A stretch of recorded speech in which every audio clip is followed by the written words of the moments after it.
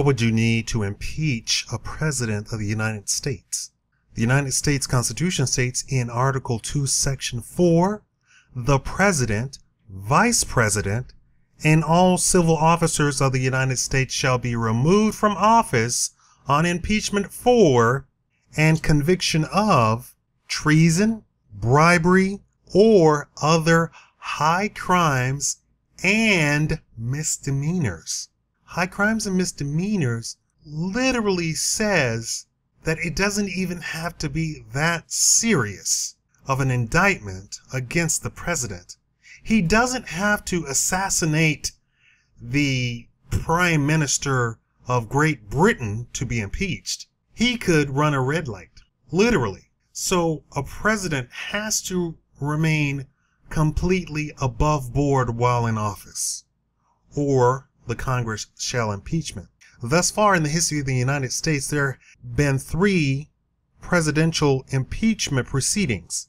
In 1868 against President Andrew Johnson for his removal of Secretary of War Edwin Stanton in violation of the Tenure of Office Act, 1974. You see how delicate it is? Against 1974 against President Richard Nixon for the Watergate coverup, 106 years after Johnson. 1998 to 1999 against President Bill Clinton for concealing an extramarital affair 24 years after Nixon.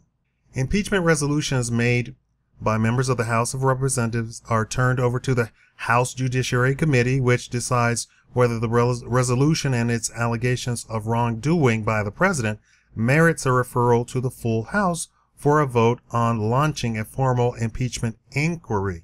The entire House of Representatives votes for or against a formal impeachment inquiry, needing only a simple majority, a single vote for approval.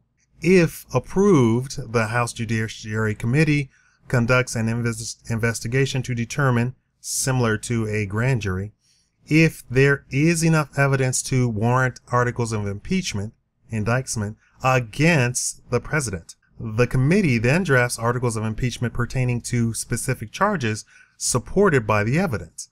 The committee votes on each article of impeachment, deciding whether to refer each article to the full House for a vote.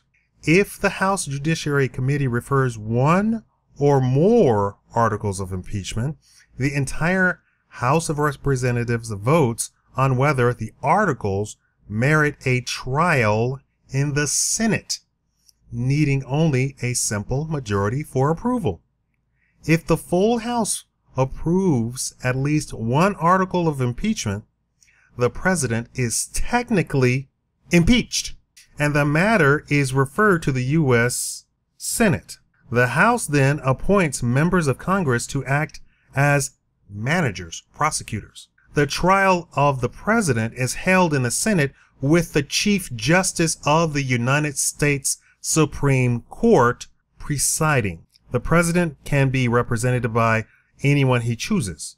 He may appear personally or leave his defense in the hands of his lawyers. The entire Senate may conduct the trial, or it may be delegated to a special committee, which would report all the evidence to the full Senate. The actual trial is conducted in a courtroom-like proceeding, including examination and cross-examination of witnesses. During questioning, senators remain silent, directing all questions in writing to the Chief Justice. After hearing all of the evidence and closing arguments, the Senate deliberates behind closed doors, then votes in open session on whether to convict or acquit the president. The vote to convict must be a 2/3 majority, or 67 senators. If this occurs, the president is removed from office and is succeeded by the vice president. The Senate's verdict is final and there is no right of appeal. I want you to understand, when the House votes to impeach and it is approved, he's impeached. The trial in the Senate is to remove him. Why am I making that distinction? President Clinton was impeached. He was not removed because there was a Democratic Senate. And the Democrats obviously are not men of honor or integrity. They kept an impeached president in office. To do what? I have no idea. And he was persona non grata for the entire rest of his term and thereafter. He's trying to get back in the good graces of the population and the Democratic Party, but he is tainted. He was an impeached president. Nixon stepped down completely. He said, oh, sorry, bye. We're talking about impeaching Obama. His supporters, his ignorant supporters, lots of black people, are going around saying, oh, you impeach him. That's just wrong. No, impeachment does not require him to curse the Pope out, to go on a murderous rampage, to drown babies. It doesn't require all that. He could literally run a red light. And if the Congress so chose, they could impeach him. It doesn't require acts of war or war crimes or crimes against humanity. It said high crimes and misdemeanors. Misdemeanors is included in that. He could not pay child support and be impeached. It doesn't require much. It's the will of Congress to go ahead with impeachment. I will go so far as to all of the presidents that I have paid attention to, all the way back to Kennedy, have all been worthy of being impeached. It's the will of Congress whether or not they're actually impeached.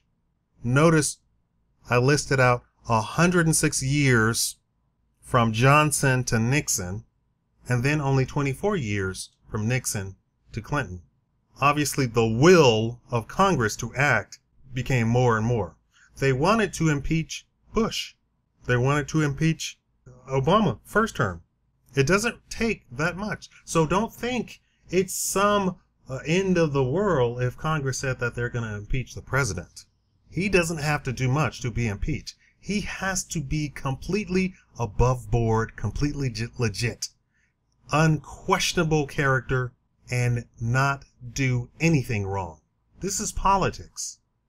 If he does even something slightly wrong, he can be impeached.